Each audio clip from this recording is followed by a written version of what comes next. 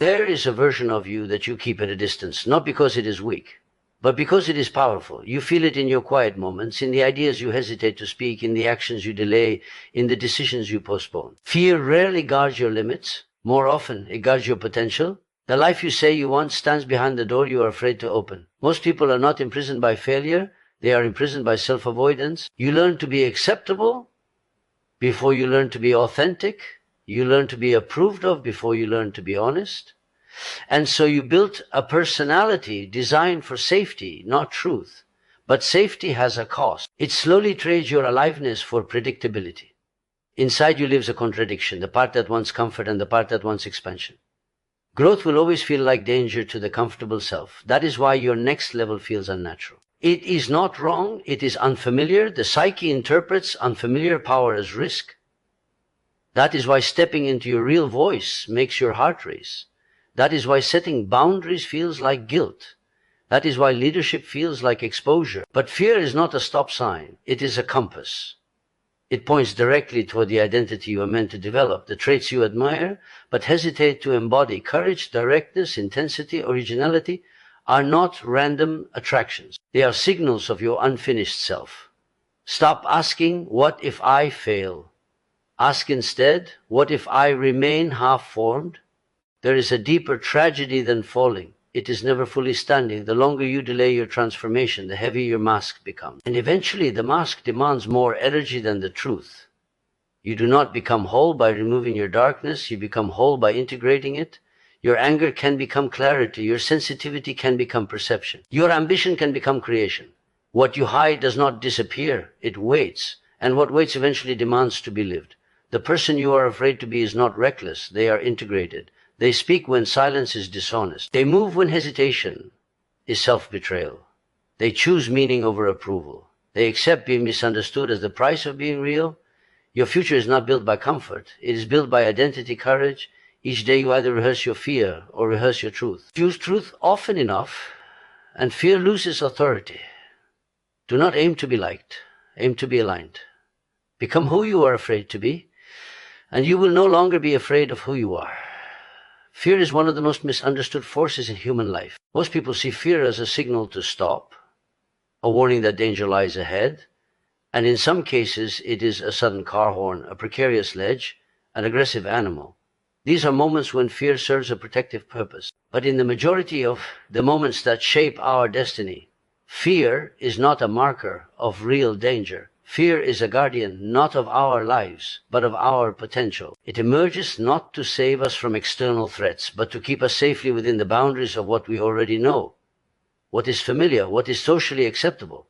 Every ambitious thought, every daring idea, every impulse toward personal growth carries with it a tremor of fear. That tremor is not the world warning you to stop. It is your mind warning you to stay comfortable. It whispers, you cannot do this, you are not ready, it is too risky. And we often obey without examining whether these warnings have merit. The truth is that fear often appears at the threshold of opportunity. When a person considers stepping into leadership, speaking their truth, creating something original, or pursuing a dream, fear arises not because failure is inevitable, but because the new path threatens the identity that has been safe, predictable, and approved by others. Fear disguises itself as rationality. It makes us overestimate the likelihood of catastrophe while underestimating our capacity to adapt. It magnifies the consequences of action and minimizes the consequences of inaction. We feel safer by doing nothing, even if doing nothing slowly erodes our vitality, our sense of meaning, and our untapped abilities. The irony is that fear rarely signals real danger.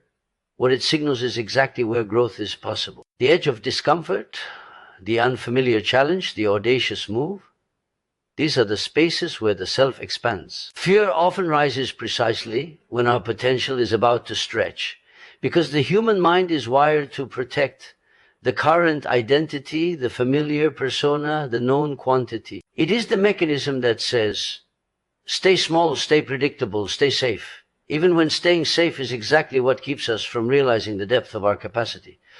People who achieve extraordinary things learn to reinterpret fear. They no longer see fear as a stop sign, but as an indicator of where meaningful action lies. They recognize that the shaking in the stomach, the doubt in the mind, the tension in the body are not indicators of doom but signals of potential. Every moment of hesitation is a moment when fear is guarding the doorway to a larger self. The person who ignores fear or allows it to dictate choices ends up living in a narrow perimeter, constantly safe but never alive in the full spectrum of capability. To honor fear without surrendering to it is to acknowledge its presence, respect its caution, and then move forward anyway, understanding that the danger it promises is often imaginary and the opportunity it conceals is real. Fear is a sentinel at the gates of your potential, and your courage is the key to opening them. That human beings are inherently social creatures. From the earliest days of life, we are conditioned to seek approval, validation, and acceptance from those around us. Families, schools, workplaces, and communities reinforce the notion that to belong is to survive, and over time, this need to belong can shape the very core of our identity. Social acceptance is not inherently harmful. It helps us form connections, collaborate, and navigate complex societies, but it carries a hidden cost when it becomes the primary driver of who we are. Many people craft versions of themselves that are carefully designed to meet external expectations rather than reflect their inner truth. These carefully constructed personas are safe. They are liked, admired, or tolerated, but they are rarely authentic. In the pursuit of approval, individuals learn to suppress aspects of themselves that might provoke criticism, discomfort, or rejection. Ambition is hidden behind humility. Opinions are watered down to consensus. Emotions are muted to maintain harmony. And dreams are shelved because they feel risky or unconventional. Over time, the repeated prioritization of acceptance over authenticity shapes a life that looks good from the outside but feels hollow from within. The paradox is that the very thing people strive for, belonging and recognition, can imprison them. The more one seeks validation from others, the more their behavior is dictated by outside judgment, leaving less room for genuine self-expression. A person may achieve outward success, gain friends or followers, and accumulate accolades, yet feel a persistent sense of emptiness or disconnection, because their identity has been molded to fit a social template rather than their own inner compass. The inauthentic identity becomes a mask that protects from rejection but isolates from true connection.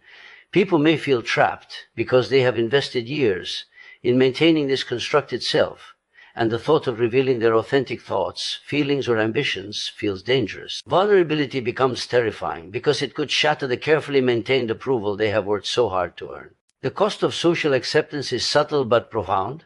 It leads to compromise of values, avoidance of risk, and the gradual erosion of self-trust. When the priority is to please others rather than to honor one's own convictions, life becomes a series of rehearsed performances rather than lived experiences. Breaking free from this trap requires self-awareness and courage. It involves noticing when choices are being made to fit expectations rather than to serve one's own growth, and slowly reclaiming the parts of the self that have been suppressed. Authenticity demands the willingness to risk disapproval, criticism, or misunderstanding in exchange for alignment with one's own truth. True fulfillment does not come from being liked universally, but from being fully oneself. The liberation of embracing authenticity over approval allows a person to connect with others on a deeper level, make decisions with clarity, and pursue paths that resonate with their genuine desires. Social acceptance can be comforting, but when it dominates our identity, it becomes a cage that limits potential, stifles creativity, and distances us from the life we are truly capable of living. That growth is rarely comfortable. It challenges the familiar structures of life and stretches the boundaries of identity. The process of becoming more than we are, more capable, more confident, more visible, triggers a deep sense of unease because it involves stepping into territory that the mind has not yet mapped. Power, in its many forms, influence, authority, self-mastery, or creative ability, is inherently unfamiliar to those who have not exercised it before. Unfamiliarity produces tension because the brain interprets novelty as potential threat. From an evolutionary perspective, the unknown is dangerous. The body responds with a surge of stress hormones, the heart rate increases, muscles tighten, and fear rises, signaling that caution is required. Yet, in the modern context, these physiological alarms often arise not from true physical danger, but from the prospect of personal expansion. When you consider stepping into a leadership role, expressing your ideas boldly, or pursuing a dream that feels beyond your current capacity, your body reacts as though you are facing a predator when in reality you are facing opportunity. Power feels unsafe because it requires the development of skills, the assumption of responsibility, and the willingness to be seen and judged. It demands that you shed old limitations and habits that have previously kept you within the safe boundaries of comfort. Every step forward into growth contradicts the familiar narratives you have told yourself about who you are, what you deserve, and what is possible. This tension creates discomfort that can be mistaken for failure, weakness, or unworthiness. Many people retreat at this moment, interpreting the fear as a signal to stop, to wait, or to remain small. They prefer the illusion of safety over the real, though unfamiliar, opportunity for transformation. Yet growth cannot occur in the zone of comfort. It is only when you move into the space where power feels unfamiliar that true expansion happens. Each moment of unease is evidence that you are crossing the threshold into a new level of capacity. The initial discomfort is a sign that your identity is evolving, that your capabilities are stretching, and that your potential is being claimed. The challenge is to persist through the tension, to allow unfamiliarity to become a teacher rather than a threat. Over time, the new skills, habits, and confidence solidify, and what once felt alien and dangerous becomes familiar and natural. Growth requires patience, courage, and the willingness to sit with the disorientation that accompanies stepping into personal power. The fear and discomfort are not warnings but signals that you are moving toward the most meaningful expression of yourself. To embrace growth fully, one must understand that power will always feel unsafe at first, and the path forward is to persist through the unfamiliar until it becomes your new normal. Fear is often misunderstood as an obstacle, a signal to retreat, or a warning of imminent danger. While fear does have protective functions in life, the majority of the fears that arise in moments of personal growth, creativity, and self-expression are not indicators of real harm. Instead, they serve as a compass, pointing directly toward the areas in which we are meant to expand.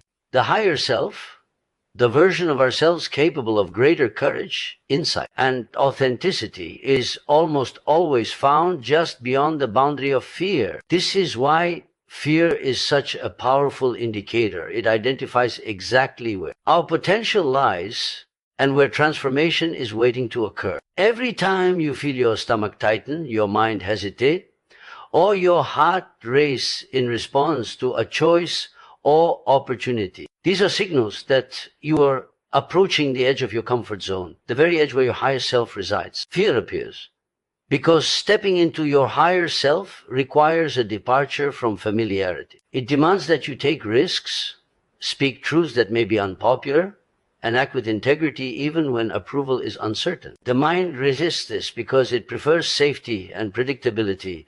It wants you to remain within the bounds of what is known. But the higher self thrives in uncertainty, in challenge, and in the tension between what is comfortable and what is possible. Recognizing fear as a directional signal rather than a stop sign changes the way you engage with it. Instead of interpreting it as an enemy to be avoided or a weakness to suppress, becomes a guide that shows where attention, effort, and courage are most needed. Fear highlights the areas where growth, mastery, and authenticity are waiting to be claimed. The people who achieve extraordinary personal and professional development do not ignore fear.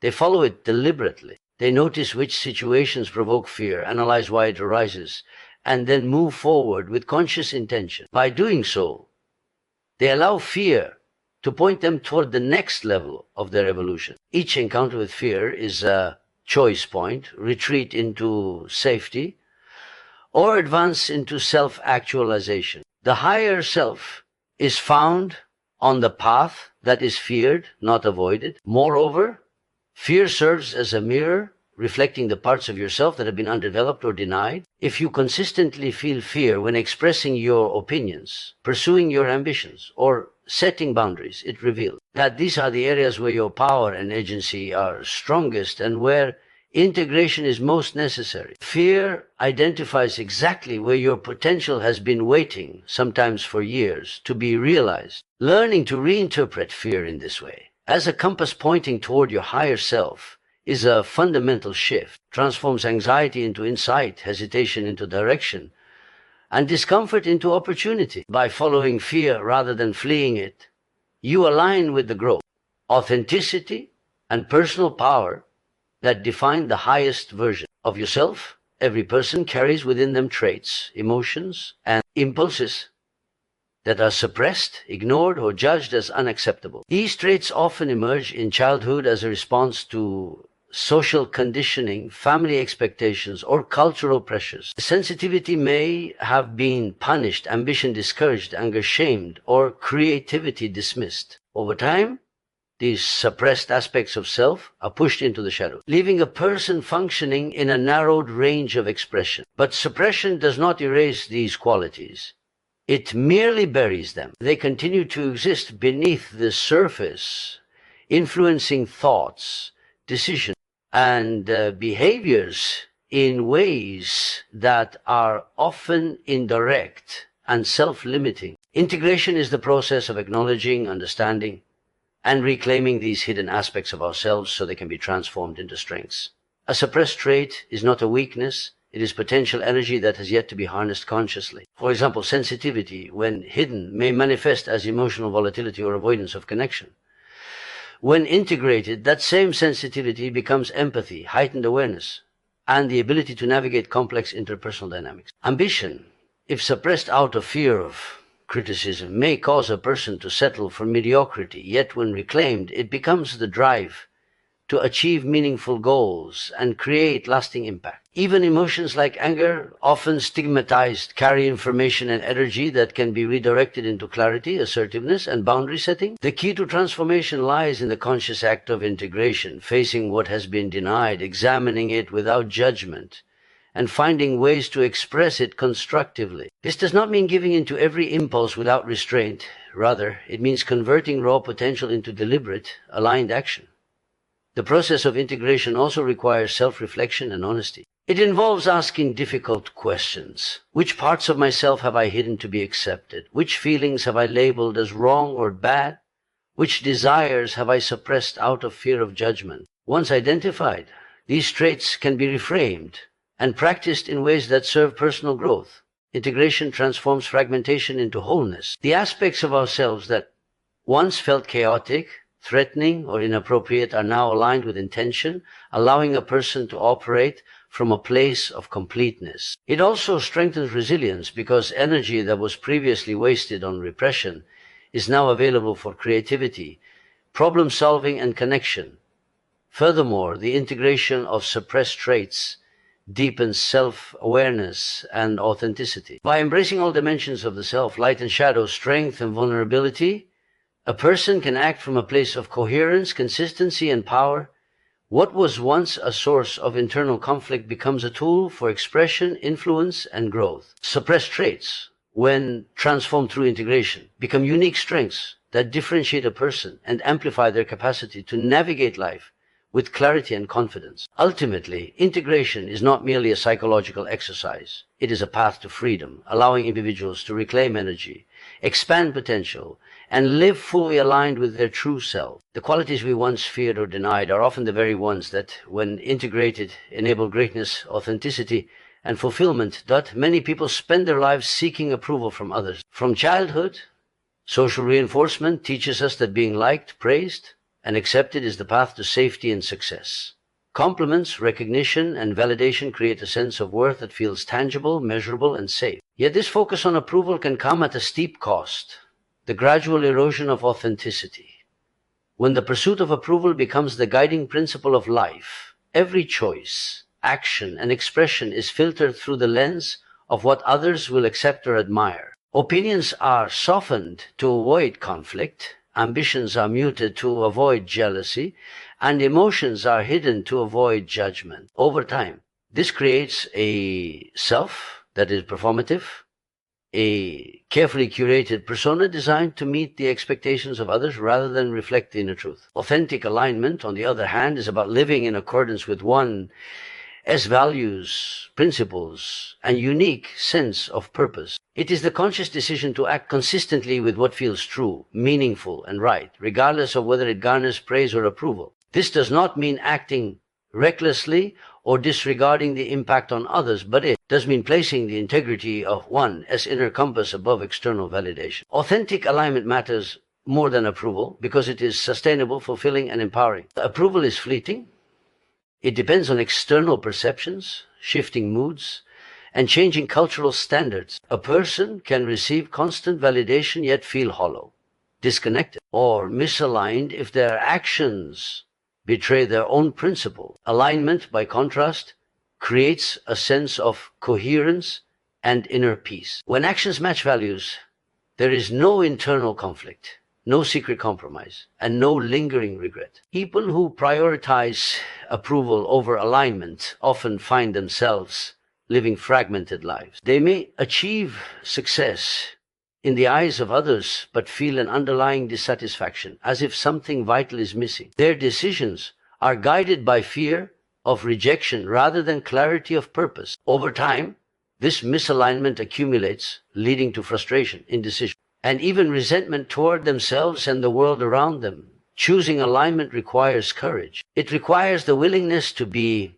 misunderstood, criticized, or even rejected. Yet, it also builds resilience, clarity, and confidence, because the measure of success shifts from external applause to internal integrity. Authentic alignment enables a person to navigate life with purpose, make difficult decisions with confidence, and cultivate relationships that are genuine rather than conditional. When actions are aligned with the self, approval becomes optional. Praise may come or it may not, but it no longer dictates behavior or defines self-worth. The freedom that arises from prioritizing alignment allows individuals to explore their potential fully, embrace creativity, and act decisively. In the long term, authentic alignment fosters trust, respect, and meaningful influence far more than the shallow comfort of universal approval. Choosing approval over alignment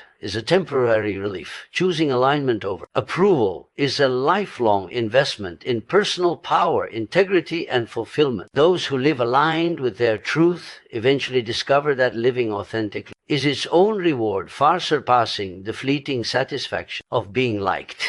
So today, I challenge you to stop shrinking to fit comfort, to stop hiding the parts of yourself that feel dangerous or too bold. Step into the fear, embrace the traits you've suppressed, and honor the truths you've long ignored. The version of yourself you are afraid to be is not reckless, it is alive, integrated, and powerful. Each time you choose authenticity over approval, courage over comfort, and alignment over fear, you reclaim a piece of yourself that was waiting to be fully expressed. Do not settle for a life half-lived, a self half-formed, or a potential half-realized. Become who you are afraid to be, and in doing so, you will no longer fear who you are meant to become.